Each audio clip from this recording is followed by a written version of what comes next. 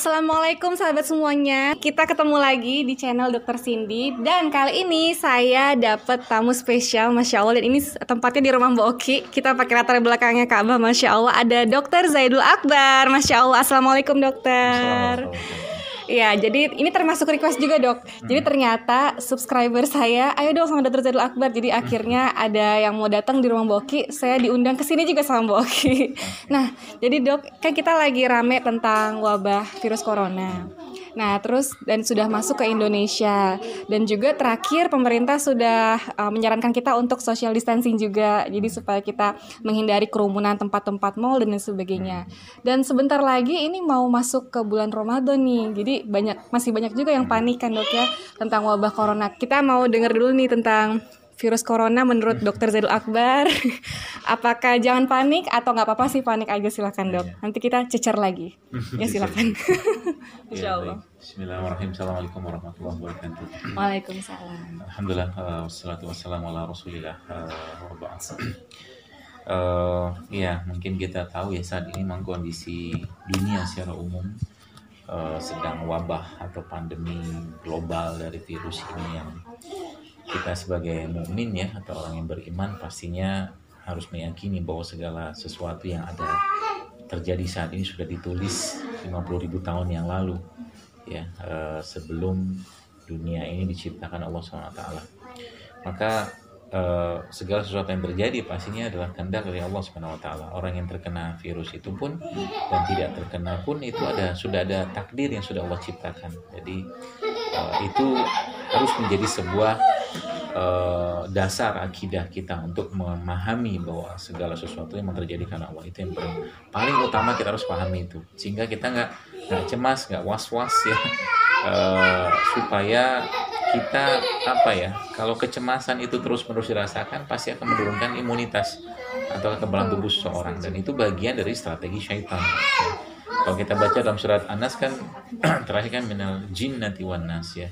Allazi waswisu fi sudurin nas minal jinnati wan nas. Jadi kita berlindung pada Allah dari was-was syaitan, dari jin dan manusia, seperti itu. Itu yang pertama, dasarnya ya. Jadi saya bukan ahli virus, saya tidak akan bahas virusnya, tapi saya akan bahas dengan apa yang saya pahami. Ya, karena kalau ahli virus mungkin silakan tanya, mungkin virus ini jenis apa, itu bukan bidang saya. Nah, yang kedua adalah bahwa dalam Islam kita harus pahami bahwa segala sesuatu itu sudah ada dicontohkan atau dibuat kejadian itu atau diciptakan kejadian itu oleh Allah pastinya, sebagaimana di zamannya Umar bin Khattab radhiyallahu anhu bahwa pernah terjadi wabah seperti penyakit yang menular dan bahkan sangat fatal karena paginya orang kena, sore mati, sore kena, pagi mati ya. Dan akhirnya Umar bin Khattab radhiyallahu anhu mengutus Amr bin As untuk menyelesaikan urusan wabah tadi, karena Amr bin As adalah salah satu sahabat yang terkenal spesialis dalam mengurusi urusan yang rumit dan sulit. Nah, itu seperti itu. Nah, di situ ternyata Nabi SAW juga memberikan petunjuk kepada kita semua, yaitu apa? Yaitu kalau engkau mendengar atau ada satu wabah terkena pada suatu tempat atau negeri, maka orang yang ada di sana nggak boleh keluar, orang yang dari luar nggak boleh masuk, seperti itu.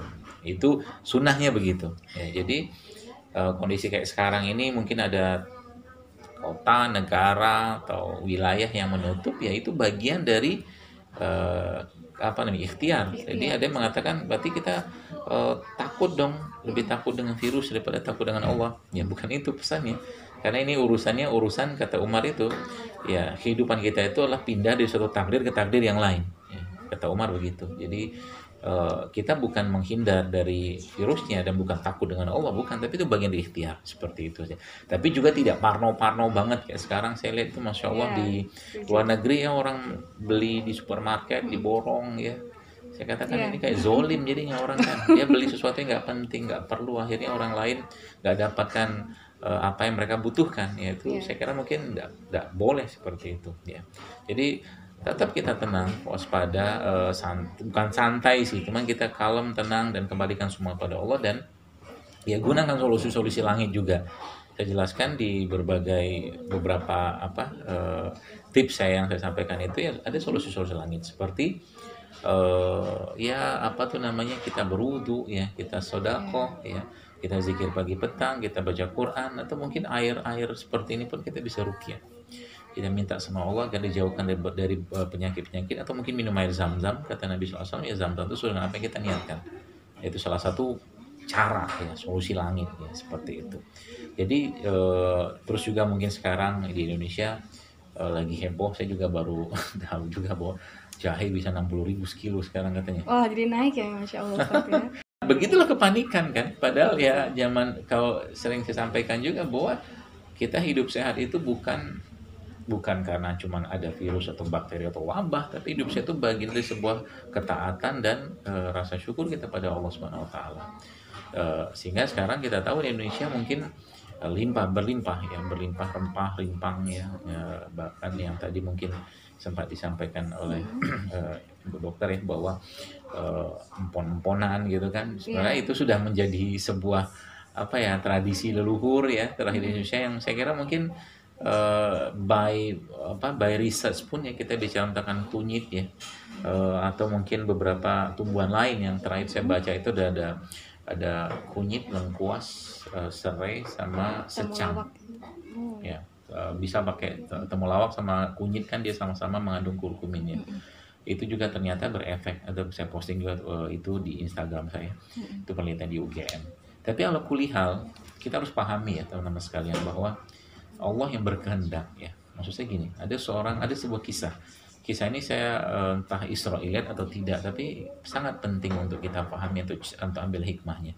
Ada seorang nabi yang dia sakit, lalu akhirnya dia berdoa sama Allah agar Allah menyembuhkannya. Akhirnya nabi tersebut diberikan wahyu untuk memakan tumbuhan tertentu, 1, 2, 3. Kemudian dia minum itu, makan itu, dan dengan izin Allah dia sembuh.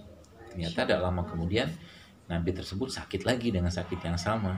Akhirnya dia menggunakan obat yang sama, tumbuhan yang sama, tapi nggak sembuh. Nah gitulah. Jadi ada kehendak Allah yang berlaku di sini.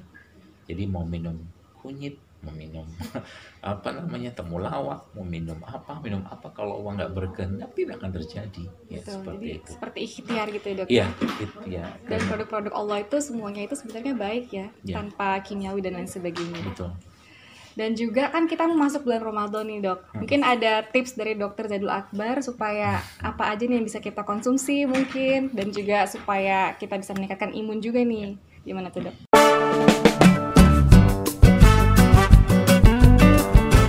Cara kita untuk menyampaikan ke pikiran atau tubuh kita bahwa ini makan terakhir. Bagaimana cara kita membersihkan badan? Ya tentunya tidak dengan apa makanan yang sehat yang perlu kita konsumsi selama Ramadan lebih banyak lagi. Ya khususnya